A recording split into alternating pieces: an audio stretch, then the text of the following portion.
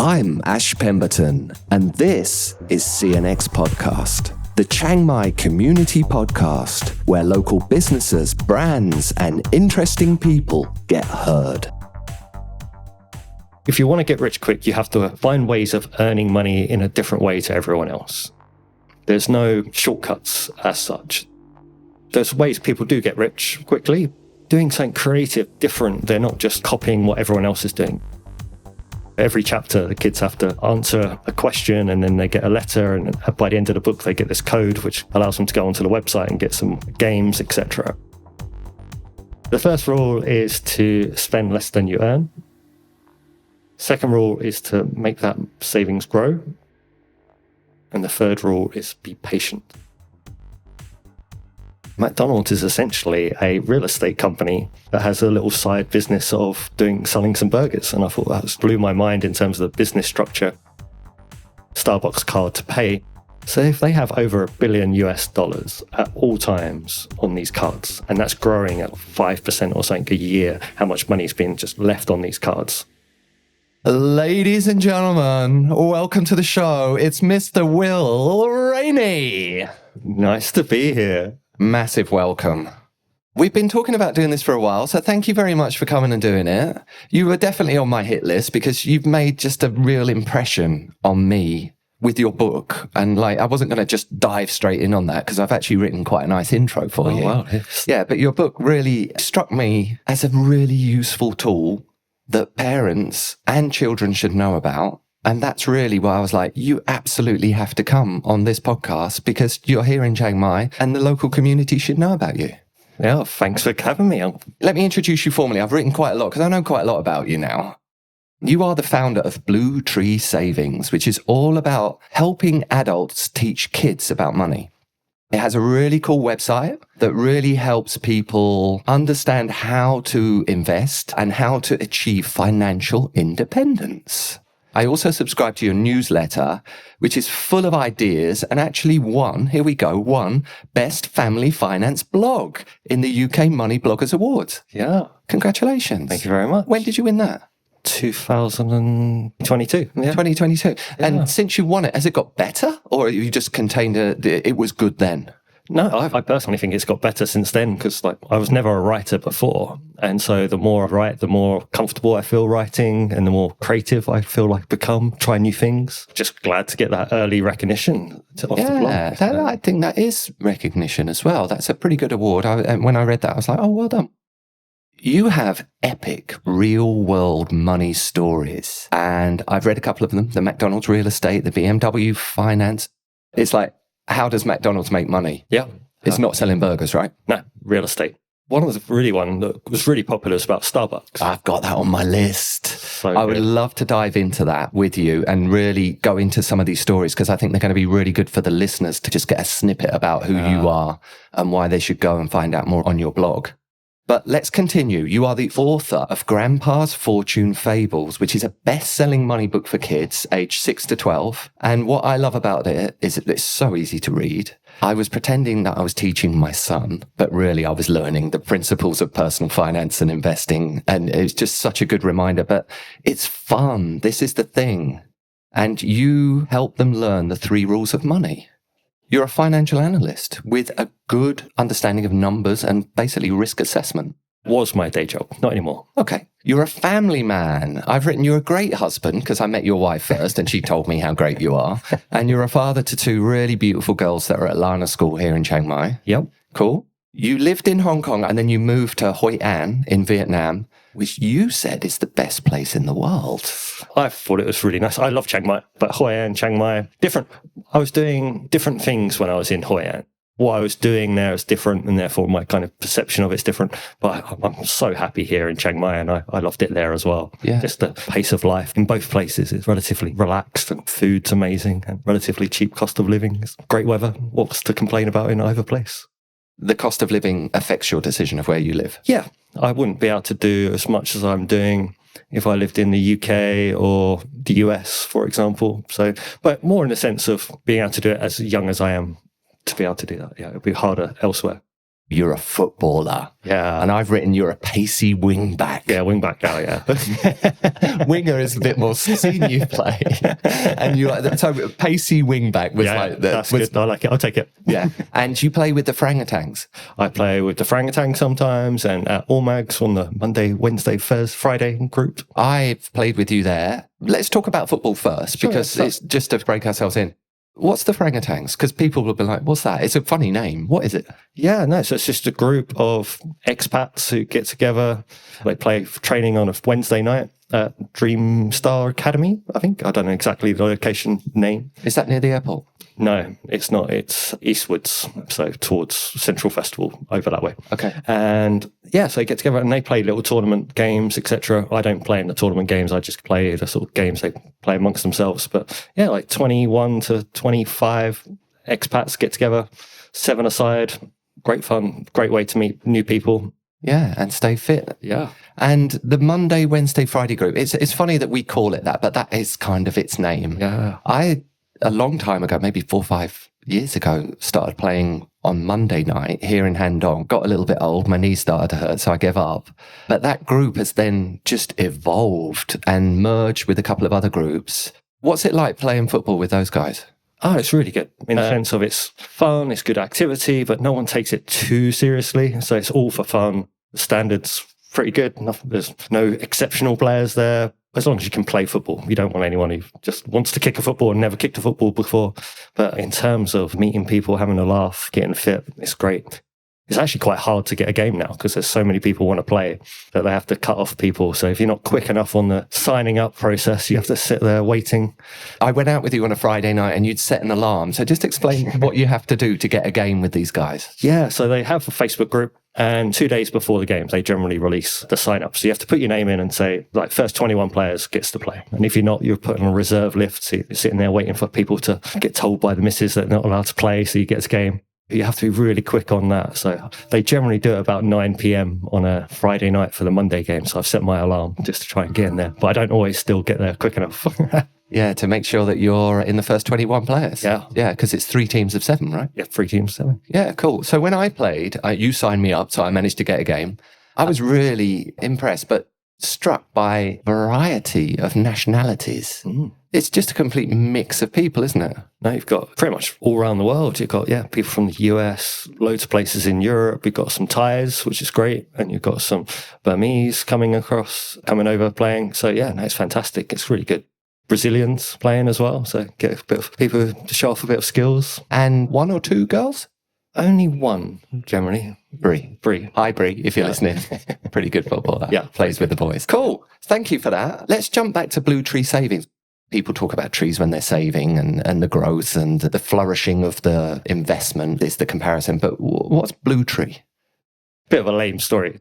I was trying to think of a website and I had this initial idea of helping parents invest for their kids. And I called it like Gift-vestment. It was a rubbish name, but I had all this website for it and it was all blue. And then I was like, I'm going to ditch that. And then I started writing the stories about money being like trees. So I was like, I want to do something about trees. My website was already blue. So I just suddenly merged the two. I've got this website. So then I just changed my website, changed the name to be Blue Tree Savings. Okay. It's uniquely yours, right? Blue Tree. Yeah. You are the Blue Tree Savings website. Exactly. And if people want to find that, because we're talking about it, will they find you by just typing in Blue Tree? If they put Blue Tree Will or Blue Tree Will Rainey or Blue Tree Investments or Blue Tree Money, then you'll rank and they'll find you. Yeah. Good. You also do the blog, which I think just links to the website and highlights the stories. And it's really the epic real world stories that I think people are going to really want to listen to. We highlighted 3. Which one do you want to talk about? One of them, which actually is in the book as well as the real world one, which I think is Samuel Brannan. During the 1800s in America, so during the American gold rush, Samuel Brannan first heard there might be a little glimmer of gold being found in California. So he, instead of just going out, getting a shovel and going and find gold for himself, he was like not too sure how much gold there was. He's only ever seen a small bit. So what he did is he went out and bought all the shovels or spades from almost 1,000 miles radius around California, and then went out and did a massive marketing strategy and just told everyone there's so much gold to be found, not find gold in California. So all these people came rushing into California, quit their jobs, going, I'm going to be rich. And clearly, if they want to go and find gold, they need a shovel. So they go to Samuel, buy a shovel off him. And out of everyone during the American gold rush, he became the most wealthy person because he just sold shovels to all these wannabe rich, quick people who quit their jobs. But he was essentially scamming people because he knew there wasn't that much gold. It works out all right in the end because he doesn't know how to manage his money and he loses it all by the end. But it was just a fascinating story about people's desire to get rich quick, not really understand doing their research. They're just hearing this one guy saying, you can get rich quick. And they were like, yes, let's go. And he was like, he was the one getting rich. And it's like such a powerful story. So if someone tells you can get rich quickly, I'm guessing the person telling you is using you to get rich. And I thought that's a powerful story. It's one of the stories that I converted into a kid's story and I put it in the book. I remember that from your book. That story is infamous. People always talk about that as like an example of, oh no, you're the ones that sell in the shovels. What's the modern day equivalent of that? So you get a lot of people talking about cryptocurrency people now who are going out and saying you can make 10% per day returns on some trading platform. So it's more about the transactions rather than taking a view. They're sending out these emails saying you can get rich really quickly. Just sign up for this and start sending the money and you'll be rich. You'll get these huge returns. Sounds great. And this person clearly has made loads of money because they'll play up how much money they've made in the past. There's so much about modern day scams and people still desire to get rich quick because they do hear some stories on the news about people getting really wealthy through cryptocurrency. So like then they hear someone reaching out to them to help them and they're like, oh, fantastic. And so, yeah, but clearly they're just taking these people's money. They're not even investing it in cryptocurrency. They're just using cryptocurrency as the bait to get the money off them. So avoid all get rich quick schemes. Again, that's a bit of a cliche, isn't it? The get rich quick. You should just watch out from that. But you really tackle that in your book, don't you? Yeah. So what would be your advice to people who want to get rich quick? Getting rich quick, I just don't believe in it. If you want to get rich quick, you have to find ways of earning money in a different way to everyone else. There's no shortcuts as such. There's ways people do get rich quickly, doing something creative, different. They're not just copying what everyone else is doing. If you copy what everyone else is doing, then you've got no advantage. Why is there a way of you making money? In the book, I talk about earning money, but if you want to get wealthy over time, you have to be patient. You can make money easily over the long term. It's just this whole desire that everyone wants to get rich quickly.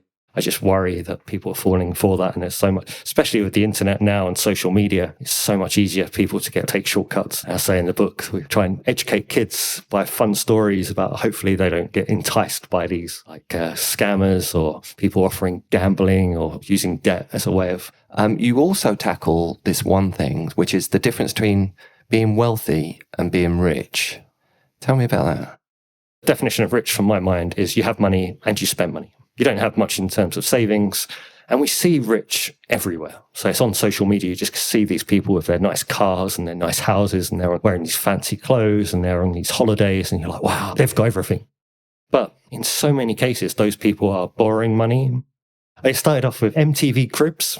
They'd go into these famous people's Hollywood mansions and they'd have 17 bathrooms and swimming pools and loads of cars. And then it wasn't until much, much later I realized that many of them had rented the houses just for the show. Right. Or they borrowed cars just to make them look more successful than they actually were. And I thought, oh, these are like the people that everyone's looking up to going, I want to be a superstar just like them.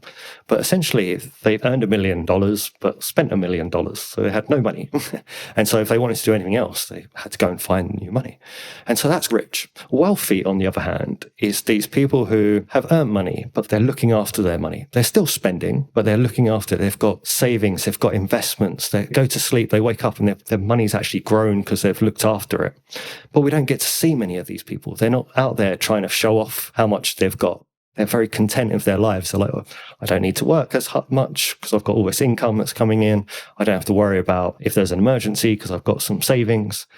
And you just don't see many of these people on social media because they're just not that way inclined to show off that their riches.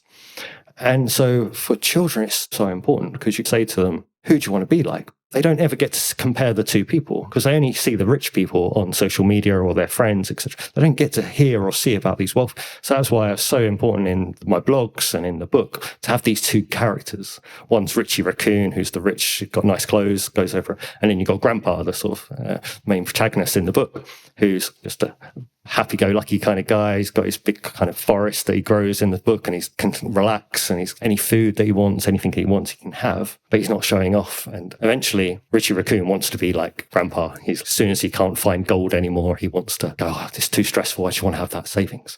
And so just giving children these two characters, and then you say to them at the end, which one do you want to be like? Do you want to be the rich one or the wealthy one? And they all go, I want to be wealthy. It's so important that we shine a light on that there's two different types of people with money. They both can earn quite a lot, but if one's spending it all and the other one's like looking after it, which one do you want to be? And I think that's the difference between rich and wealthy. And I want as many children as possible to grow up building wealth. And that's why I use the money like seeds analogy. And I say to my daughters, and no, some of my children are still going to be like most other children. Oh, my friends have got this and my friends' parents have got that. And I'm like, that's good. But we just don't know, have they got any forest, as we call it, so savings? Because you don't get to see it. I don't know how many savings you've got. You don't know how much savings I've got. But I'm always like, we can't compare ourselves. They might have the nicest car and the biggest house, but they might have no savings. We're quite content. We've got some savings. We've got a nice house. And I'd rather be in that position. And if I can bought a bigger house or fancier cars, I wouldn't have that savings. And I don't want to be in that position. And then I say to my kids, what do you reckon we should do?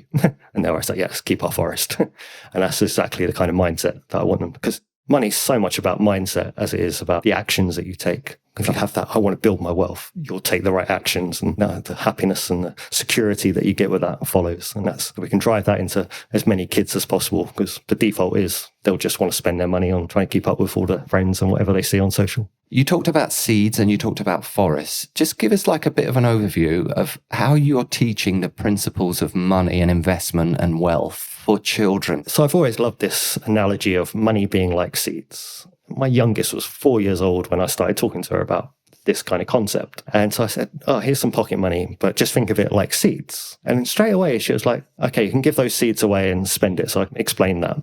But straight away she was very curious. She was like, what does it mean if I don't spend them? Are they going to grow? And I'm like, if you plant them, yes, they will. But she didn't know what that meant, and I didn't explain it to her. But she started to visualize this kind of her pocket money growing.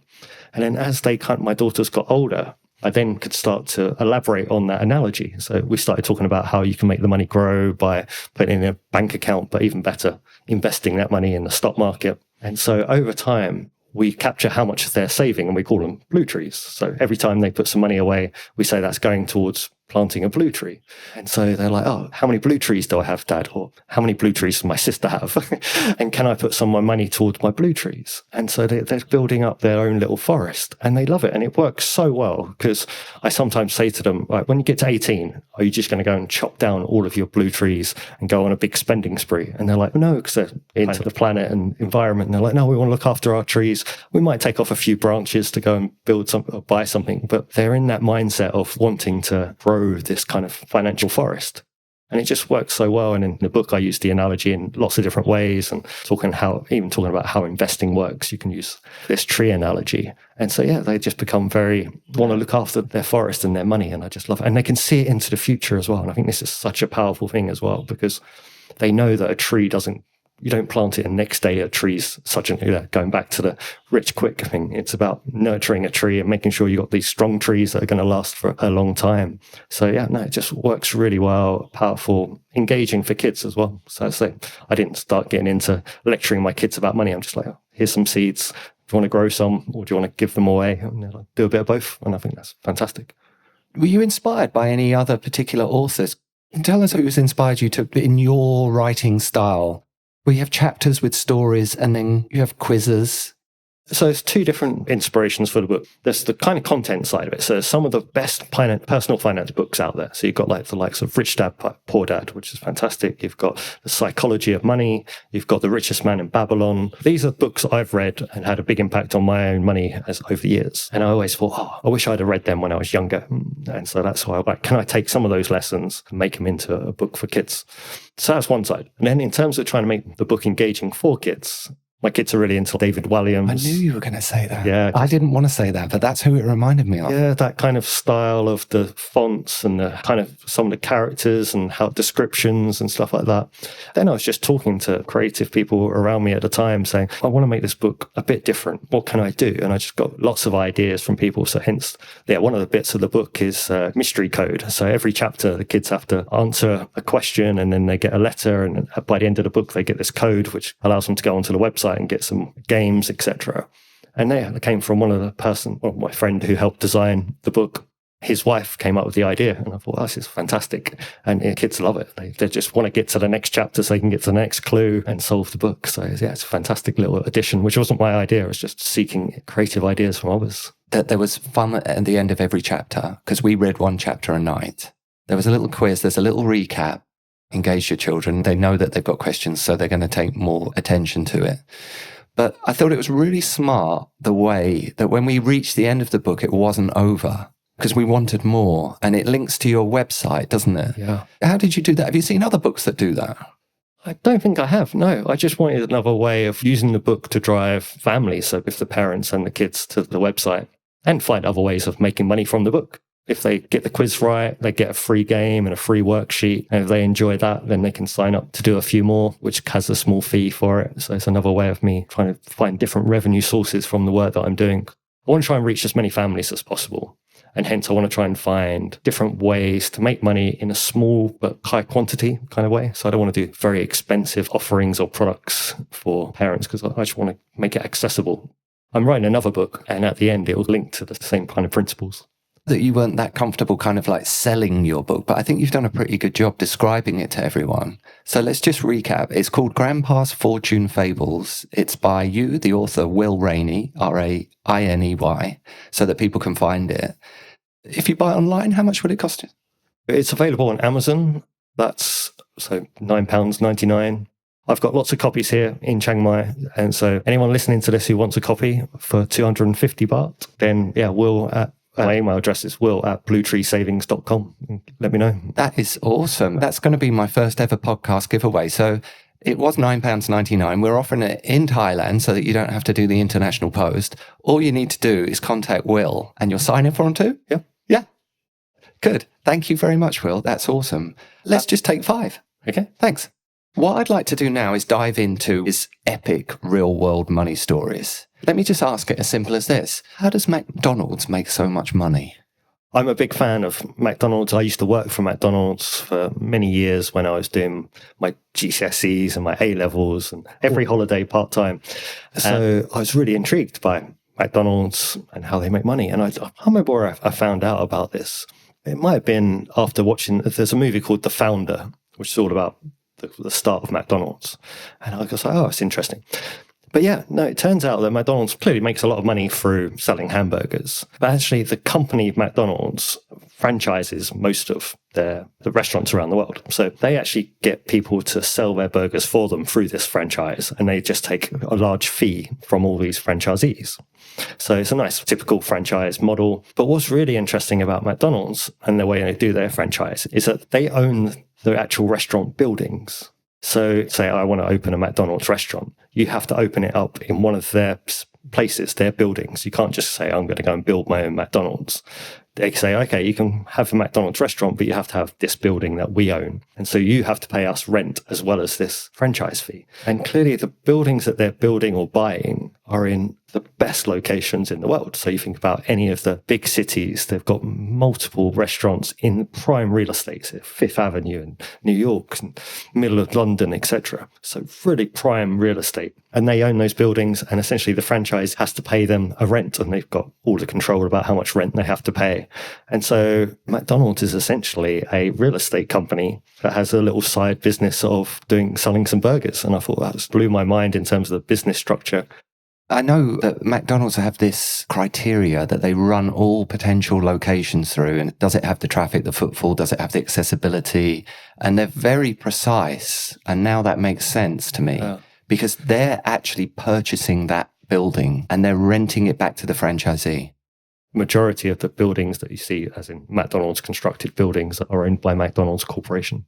Yeah, I think I'd learned about that in my business studies degree. Again, like you said about the shovels and now McDonald's, I think these are pretty famous ones. But what I really didn't know anything about was the Starbucks card. Everyone kind of talks about Starbucks and it's all about their location, the convenience. They've got really nice, comfortable places to sit and hang out. And yeah, their coffees cost 2 times more than you would pay if you were buying it on the street. But that's not it, is it? They make a lot of money through coffees, and that's how they make majority of their money.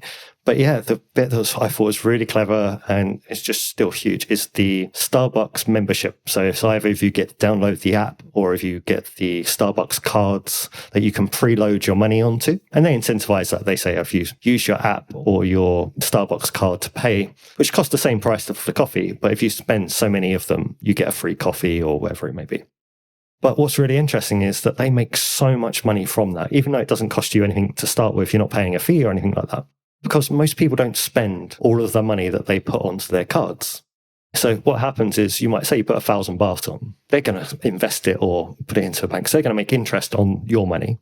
And remember, they've got millions upon millions of customers. So even small amounts add up. So if they have over $1 billion at all times on these cards, and that's growing at 5% or something a year, how much money is being just left on these cards, then they just assume that 10% of that money on those cards is just never going to be spent. So this is just people so for example, we're in Hong Kong, we left Hong Kong, we didn't go and finish off and go, right, we want our money back, or we got to go and make sure we just forgot about it. And it was only when we got to Vietnam, we were like, oh, we've still got this card in Hong Kong. We could probably go back and use it if we found it, but we're never going to do that. And so it's just lost money to us. And it's only a few dollars, but it's the fact that they've got so much scale that those few dollars ends up in millions. So they make hundreds of millions of dollars per year just from assuming that people aren't going to spend that money. And so the amount of money that they've got on these prepaid cards is bigger than so many banks, except for the really big sort of American banks and some of the biggest banks out there. But any kind of small bank, they've got more money, like $1 billion assets essentially on these cards. And they're using that to make money for themselves. And again, it's not doing any detriment to the end customer. In fact, the customer can say, we're getting free coffees out of this, good for you. But I thought it's just such a clever way of the companies making different money in different ways. And I like sharing that with my kids to say, look, you've got to try and be creative and come up with new things. This is how you make money, being creative, doing something different. And any examples I can show, I like to share. That's a lovely example. It makes me think now that that's why they call themselves Bucks. I just see that name differently now. Yeah. Because a bit like in Roblox, there's Robux. Yeah. It's Starbucks. It's their currency. And you're buying it. They're holding your cash. You're spending that money slowly over time, so they get the interest on that. And like you said, so many people will just leave the small denomination of change. It's, oh, that card's gone. It hasn't. It's still got a small amount of money on it, but it's written off. Yeah. And there's a couple of extra bits I put into that blog, which I know people fed back saying, that's really interesting. So Starbucks doesn't put the currency on their menus. So it'll just say 140 for a coffee in Thailand. Yeah. So we know it's baht because we're in Thailand. But it will never have the baht symbol or say THB, because they don't want you to look at the number and think of money, even though you know it's the price. But they did this huge research, and they did like menus with and without the currency symbols on. And they found that people spend so much more money when it doesn't have the currency symbol on there, which I thought was quite intriguing and interesting, because they're just finding ways of making money. But the other one is they write your name on the cup. You'd say Ash, but sometimes make mistakes on the card, or write your name wrong, or they'll call you Ash P or whatever it be, or saying, just spell your name. So a classic one was someone said, oh, my name's Mark with a C. So they spelt it C-A-R-K, which is silly. But then what people do is they take photos of the names that are spelt incorrectly and put it onto social media going, oh, look, I just got my Starbucks card, and they spelt my name like this. Oh, I don't know how to spell, or joking. But that's just free advertising for Starbucks. They're just using these little bits to try and, how can we get free branding? How can we make more money? And I thought, just like creative things like that are clever. And I like sharing those with my kids to get them thinking about different creative ways of doing stuff.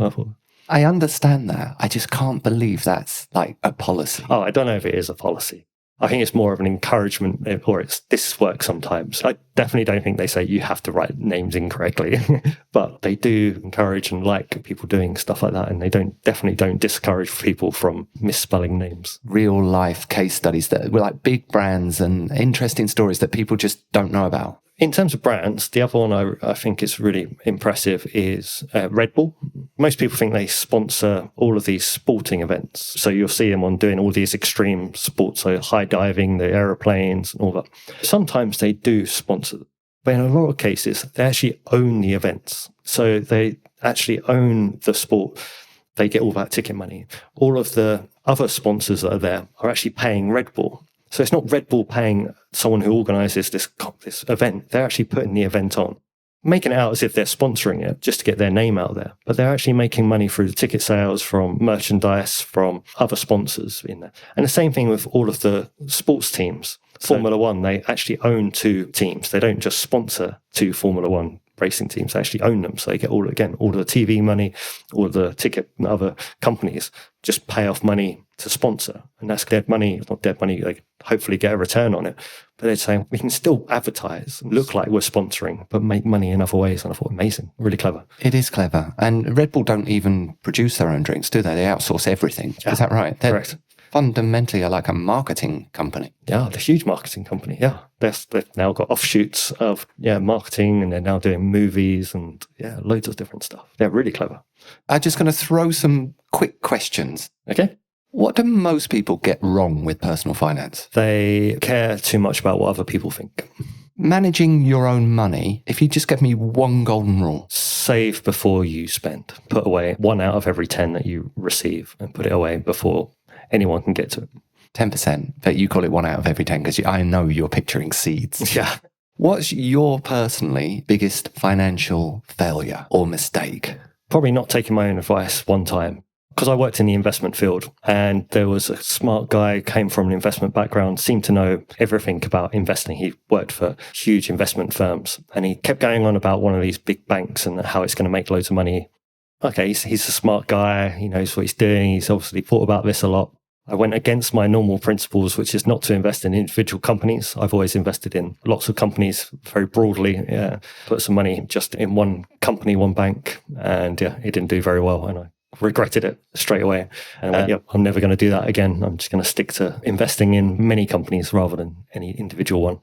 Okay, let's just cover that again. You're saying don't invest in individual stocks. So don't invest in Apple, but invest in the top 10 tech. Yeah, no, 100%. I worked in investment for many years, spoken to some of the best investors in the world, and they get it wrong so much because there's just too many moving factors. Which company is going to do best in the future? You just don't know. People have educated guess, and the people who get it right then go and claim that they knew that all the time. But I've seen so many companies fail and people losing so much money because they've invested in one company. And it's more important about trying to find the right companies as it is about the worst. So no one knew before, like when Apple was small, no one really knew it was going to come this mammoth that it is today. And you want to make sure that you're investing in so many companies. And that's why I invest in what's called an investment fund, which invests in thousands upon thousands of companies. All I have to do is just transfer some money every month. It goes into this fund and it invests in essentially the big top 3,500 companies in the world without any effort, really low fees. And hopefully one of those companies are going to be the next big Apple, the next big Facebook, the next big Microsoft. And as it does, I'll get some of that success. I won't get as much if I just put my money into that one, but I don't know which one that's going to be. And even if I guess right for what's the best company next year, am I going to get it right for the year after and the year after? And it's just too many moving parts. I always just say invest very broadly, and then that's the most sustainable way of making money over the long term. Most people don't want you to do that. So if you go to some financial advisors and stuff, they'll say, oh, no, give me all your money. I'll look after it and I'll find these best companies for you. And you have to pay me a fee for doing that. And, just do it simply. Invest in lots of companies. And over the long term, that's been the most sustainable way. Spreading risk. Yeah. The expense of really amazing returns. In the short term, you're always going to get average, because you're investing in essentially the average of all companies. So you're never going to get the highest return in 1 year or the lowest. And so some people, I want a high return. That's fine. But over time, an average over 1 year, 2 years, 3 years, 4, 5, is actually better than if you get fantastic rubbish, fantastic rubbish, fantastic rubbish, especially as it's really hard to get fantastic. So what's actually going to happen is you'll go fantastic rubbish, fantastic rubbish. And that's the bit you have to be comfortable with. And that's why it's a long-term investment. You're essentially saying, okay, I know every year there's going to be people getting a higher return than me. My return is more sustainable over many years. And it's all about getting a sustainable return. And I think, so there's a guy called Morgan Housel who's written the book, The Psychology of Money. And he explains this really well. So your listeners might, there's a guy called Warren Buffett, who's one of the richest people in the world, and he's been investing for like 80 years. He's worth like over 100 billion US dollars. And so Morgan explain this really well. And he said before he was like 65 years old, no one would have heard of Warren Buffett. He's had a lot of money, but he wasn't anything special. It's just the fact that since he's 65 and he's been investing for that long, he's been able to find this way of just every year finding the sustainable returns. And now his money's just keep growing and growing. So it's not so much about he had the best returns over his lifetime. He's not blown the lights out in any particular year. He's just every year got a good return, and he's done it for 80 years, and now his money just grows and grows. So it's all about getting a good return every year as opposed to trying to find the best return, because the best return's too risky. Got ya. That's very much your philosophy that you put in your book. Yeah. I admire him in the sense of what he's done in terms of investing and building his wealth. I wouldn't want to ever be Warren Buffett, just outside of him investment stuff. If you, Will Rainey, were to be remembered for one thing, what would it be? Yeah, I get a lot of satisfaction when I get messages from parents saying they and their kids have taken action to change what they do with their money based on reading my books or my blogs. And I get such a thrill out of hearing that people are doing something different. Hopefully in 20 years' time, I'll get nice emails saying, I read your book 20 years ago and this had the impact. So yeah, no, just having a positive impact on how people think about money. And hopefully it's going to have a long-lasting impact on their lives. Good man. How does that compare to what you thought?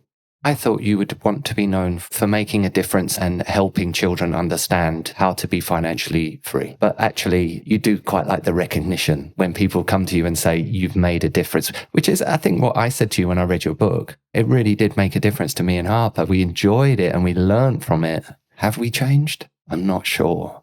The bit that I want to, because I do hear people say they like the book and they like the story. And I'm like, yeah, but have you done anything with that? Because it's about the actions that is more important. So many people know about money, but don't actually put it into action. So I worked in the investment field, and some people were earning crazy amount of money, much more than I was ever earning in my bits. They were still living paycheck to paycheck. This is crazy. You literally tell other people how to manage their money, but you're not managing it yourself. I earn so much money, I can spend it, I'll just earn more tomorrow. What happens if you get fired? What happens then? Your whole life is going to be upside down. And that's why I want to try and encourage people to take actions as opposed to just learning. Do you say to someone who said, I just don't earn enough to be able to invest? So one of my other epic stories. So there's a guy in the US called Ronald Reed. And so he used to fill up at a petrol station, and then he became a part-time janitor at one of the schools in America. So he never earned much money. When he died, I think he was like 91 years old, went through all of his assets, and he had over $8 million US in savings and investments over that period of time. And people were like shocked, like, what? How has he got this much money? And he just learned how to follow principles of money and just never spent more than he earned. So even though he earned such a small amount, he managed to maintain his lifestyle to eat basic foods such that he could save a little bit. And then over time, as he kind of wealth grew and grew, as he invested that money and become one of the top 1% wealthiest people in the world. A fantastic inspirational story. The thing that made me think about from that story that you just told was, why would you want to die with all that wealth and have not enjoyed it or not benefited from it or put it to some good? Sure, you can leave it for your children, but is that right? If you'd asked me, would I want to have been Ronald Reed? No. You have to get this balance, but saving and spending. And I think this is what a lot of people feel money is very binary. They're like, I'm a spender or I'm a saver. As I say in the book, you got to be both. You got to enjoy spending. Just make sure you don't spend it all. That's the whole principle. As I say in the book, it's 10% or 1 out of every 10 you save. You've still got 90 that you can go and spend. So if I was earning 30,000 Thai baht a month and my expenditure was about that, but I managed to be frugal and put 3,000 baht a month away, And let's just use Thailand as an example and that ratio.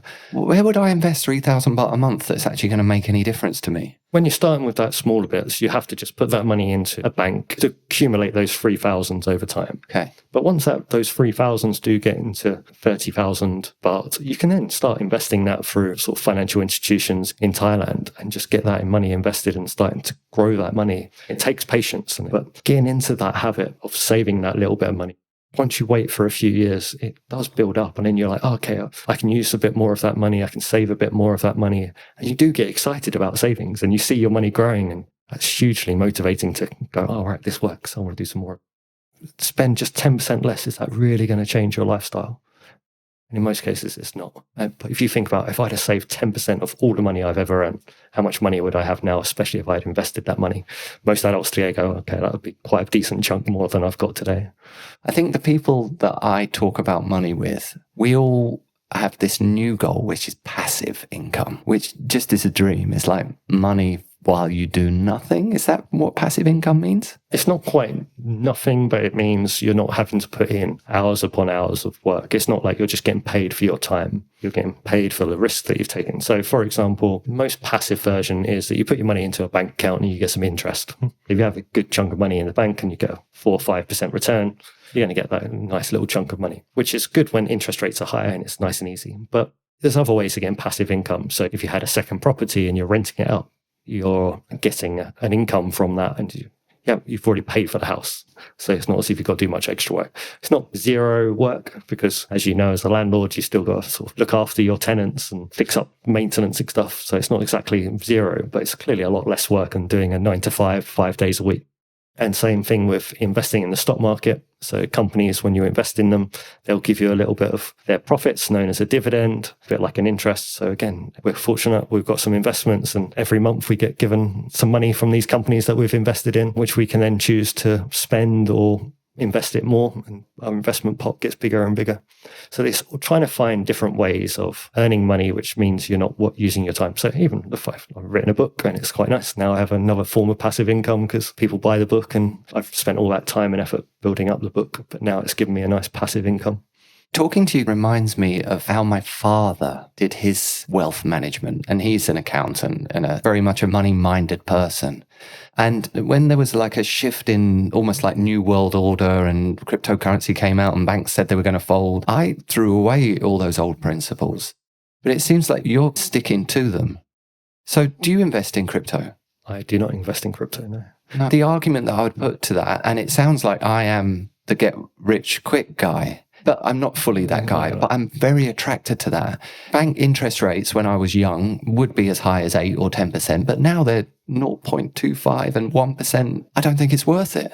And cryptos can move 10% overnight. Well, you could make all that money quickly. I'm falling into the trap, aren't I? But you don't touch any of that. I'm not saying that people shouldn't invest in cryptocurrency, and I just don't do it myself, and I definitely don't recommend.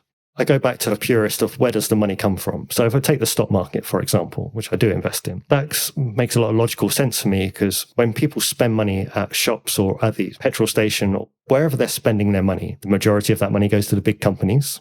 Those companies are owned by people, which are the investors, and therefore money is flowing from the spenders to the investors. And I want to be at the receiving end of that flow. So that makes a lot of sense to me. So as long as people keep spending, those companies are going to keep growing and I'm going to get wealthier over time. Bitcoin and other pieces don't have that same logic to me. They don't have that flow. So the only way that people make money through crypto is to say, all right, I've bought it today at this price. In the future, I'm going to sell it to someone else who thinks it's going to go even higher than I think it's going to go. And so it becomes what's quite known as the greater fool theorem. Essentially, I've got this asset and I'm going to sell it to someone else because I don't think it's worth as much in the future. So essentially, I'm going to pass it on to what's known as the greater fool than me. Why would you sell it if you think it was going to go even higher and higher? But eventually, that can work until it gets to a point where there's no other fools out there to buy it for that higher price. And it's going to come crashing down at some point. And it can go up and down in those flows. And we don't know where the greater fool is or the greatest fool is. But essentially, that's the only way it can make money is if you can sell it to someone else. And they're going to be the one left holding the baton, because essentially there's no flow of money from Bitcoin or cryptocurrencies. I know there's some financial engineering to try and get cash flows from there. But if people are willing to take that risk and say, I believe it's got potential upsides and I'm going to try and capitalize on that in the short term. Thanks. Good. You explained that really well. I'm going to go back to the quick part because we've got about halfway through them. What's the best compliment you've ever received? I can make complex subjects sound simple. Good. Have you ever had an insult that you've received that you're actually really proud of? I'm going to change that slightly. One of the big reasons I wrote the book, so one of the insults I generally got when I was, again, it's not even an insult, but it used to be, I'm only good with numbers. And I hated that. I was like, I don't want to be known just as good as numbers. And so now, because I never used to be able to spell and I never used to read when I was younger. So it inspired me to start writing. So I used an insult to change my future. If you were starting out in business today, what would you do? Yeah, I don't think I'd do too much differently from what I'm doing now. I'd want to do something that I think is purposeful. I'd probably do more with schools than I do now. So trying to help schools teach their kids about money, because I know whilst I'm focusing on parents, I'm excited about doing some more stuff with schools to help them teach their kids about money. That is well worth diving into, because I imagine quite a few teachers and parents are going to be listening to this. What do you offer for schools? Have you got a package for schools? I'm just going to release one. So I'm doing some work with a very prestigious international school in Singapore. So it's a week after Chinese New Year, their students are going back. And so 600 of their students are going to be taking a program that I put together, which the teachers are going to be presenting to their kids. What's that program called? Blue Tree Money Management Program. What does it actually teach them? So it teaches them the 3 rules of wealth. Oh, we didn't even get to that. Let's conclude with that. Will Rainey, what are the 3 rules of wealth? The first rule is to spend less than you earn. Second rule is to make that savings grow. And the third rule is be patient. All sound simple, but incredibly difficult to actually do. And hence, I use the analogy of seeds. So it's growing this forest. So save 1 out of every 10 seeds you get. Make sure you plant the seeds so they're not going to grow. Wait for those trees to grow. And about only 5% of people probably follow all 3 of those rules. Absolutely awesome. Will, I've loved this conversation. You've given us loads of insight, loads to think about. Thank you very much for your time, sir. No worries. It's been a pleasure. Cool. All the best. That was CNX Podcast.